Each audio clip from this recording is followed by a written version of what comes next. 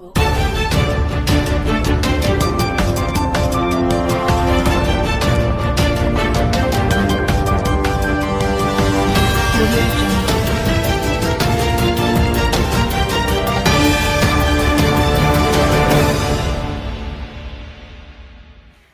siang pemirsa, kembali lagi bersama saya Amalia Frenimangsari di Sekilas Info.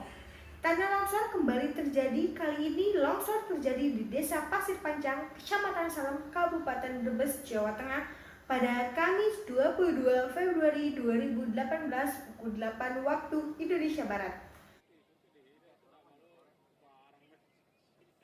Longsor ini terjadi di hutan produksi milik perhutani dan menimbun petani yang sedang bekerja. Letak wilayah Kecamatan Salem merupakan salah satu wilayah di Kabupaten Brebes bagian selatan sebelah barat. Kecamatan ini merupakan daerah yang dikelilingi pegunungan dengan ketinggian antara 400 sampai 900 mdpl dengan suhu udara berkisar 16 sampai 22 derajat Celcius.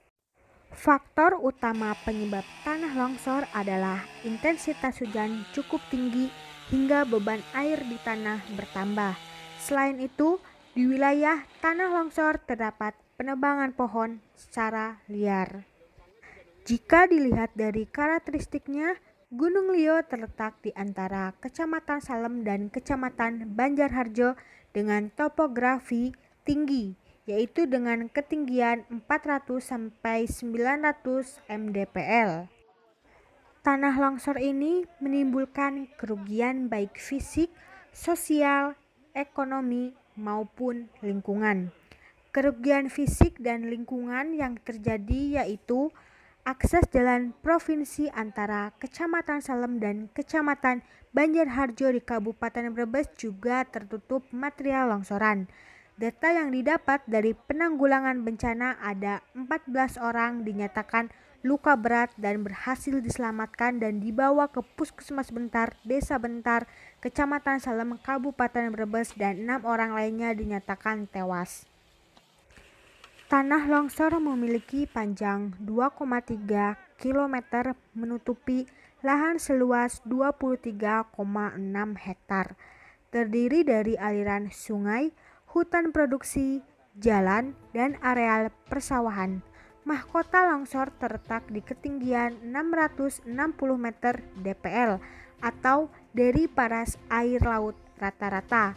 Sementara ujung lidah longsor pada ketinggian 350 meter dpl. Kebijakan pemerintah Kecamatan Salem yaitu camat mendatangi Bupati Brebes untuk pemulihan infrastruktur. Untuk mengatasi agar tidak terjadi lagi tanah longsor di Gunung Lio, pemerintah mengeluarkan kebijakan agar tidak menebang pohon sembarangan dan melakukan penghijauan hutan yang gundul. Pemerintah Kecamatan Salem melakukan kesiapsiagaan di mana akan memberikan pendeteksian dini kebencanaan melalui penanggulangan bencana daerah, memasang radar tanah longsor, maka pemerintah akan cepat menginformasikan apabila akan berpotensi longsor.